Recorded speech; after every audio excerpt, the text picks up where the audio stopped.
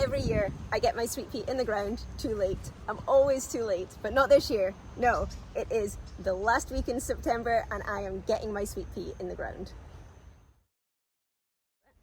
For everyone that doesn't know, my name is Peggy and I am growing a cut flower garden here on my allotment in Kanagawa Prefecture, Japan, which is just south of Tokyo in USDA Zone 9B. I know, I said I would never do it again. I said I would never grow sweet pea. My sweet pea have never been successful here.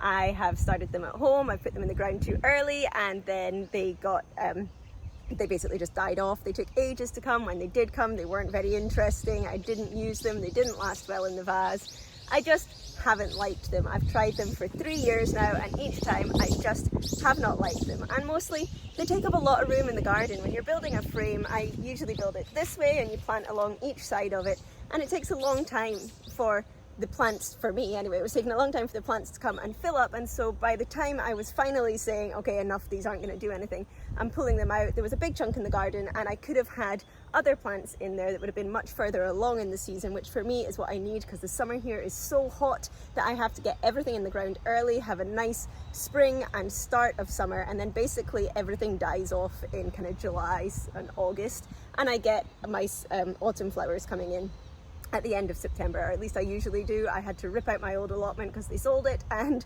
start a new allotment, which is why I do not have any autumn flowers this year, which is slowly killing me. I hate not having flowers in my garden. I hate not having flowers in my house. It's weird. But anyway, I said I would never do it, but then I found sweet pea.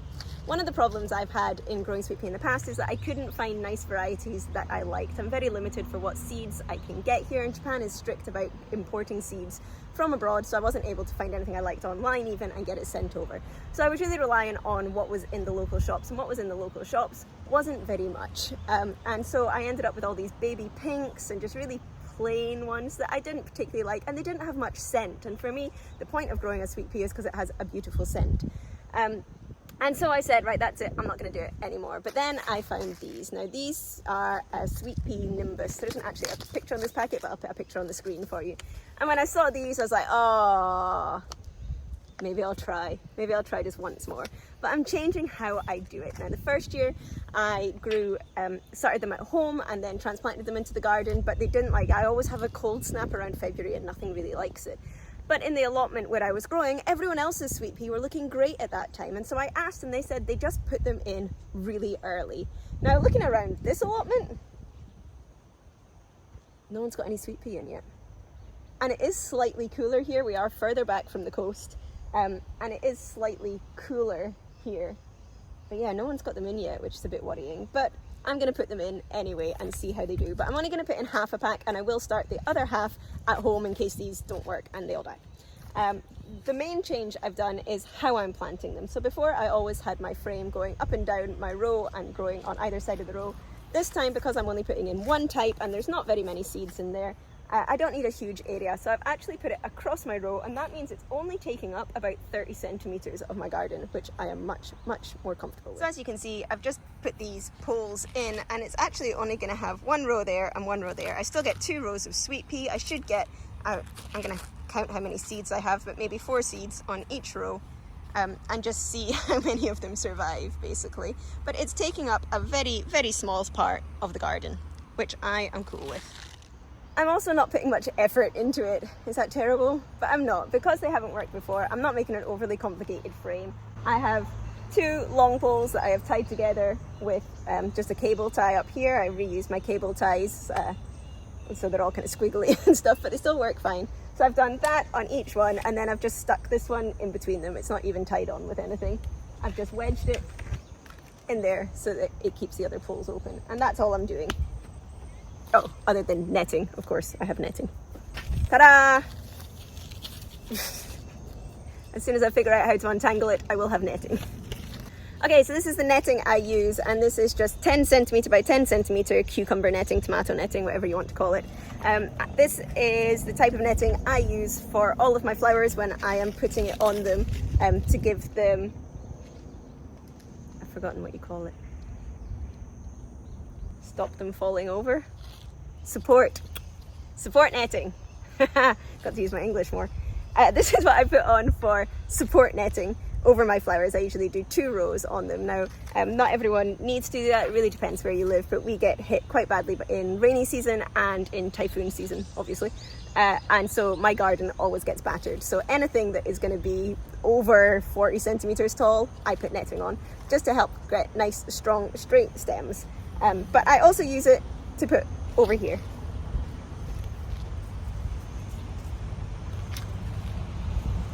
This bit's actually really long. I might see if I've got a shorter bit.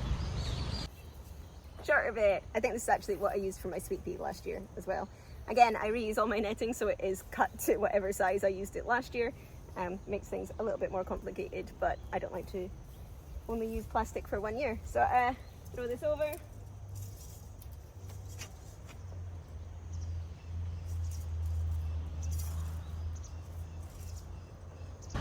Okay, I do want to try and make sure that this is coming as low down to the ground as possible, because last year I had about a 15 centimetre gap between the soil and where this netting actually started, and it seemed to take forever for my sweet pea to actually get long enough to then latch on, which meant they were kind of lying on the soil, and I just felt like they weren't growing as quickly as they could be if they'd had more support from the beginning. So I'm going to make sure that this comes right down to my soil.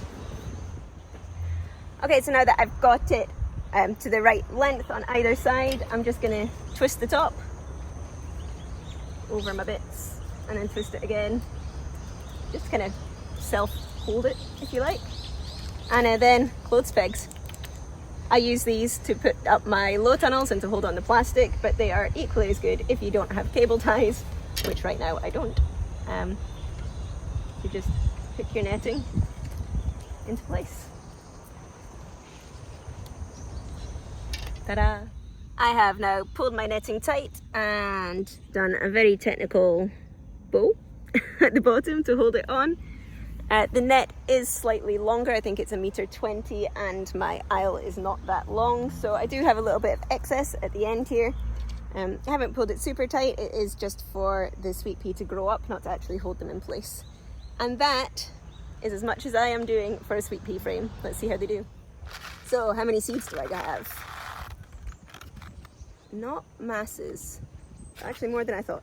1, 2, 3, 4, 5, 6, 7, 8, 9, 10, 11, 12, 13, 14, 15, 16, 17, 20, 21, 22, 23, 24. But 24 seeds. Now, I have so many of these die every year.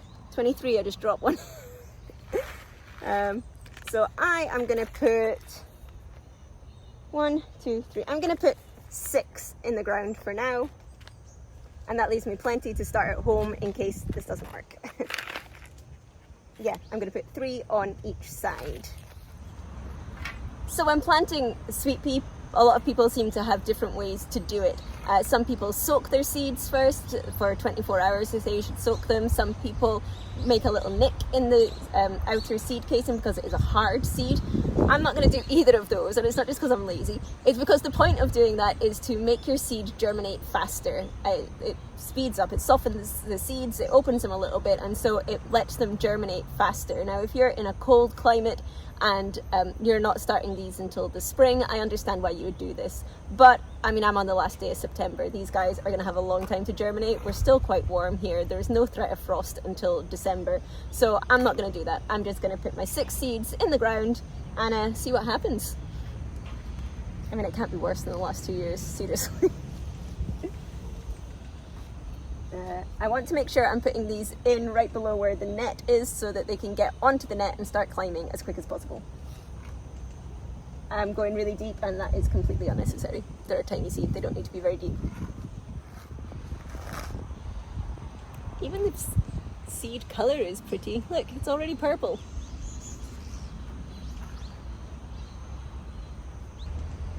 In Scotland we usually plant in 3s. We say 1 for the ground, 1 for the ground, 1 for the crow, and 1 to grow. This was really expensive seed though, so I'm going to stick with 1. I'm going to put 3 in a row. Maybe one of them will grow. Here we go, buddies.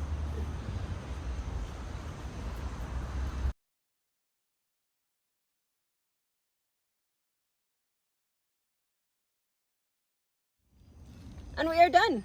Easy. If they grow.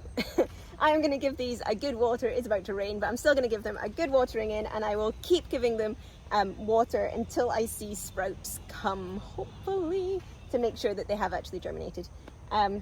I am in zone 9B. It really does not get very cold here, so hopefully going on my last allotment, these should come up quite quickly and be quite tall by the time the frost comes, so that they're not killed back. They're nice and strong and they can handle that.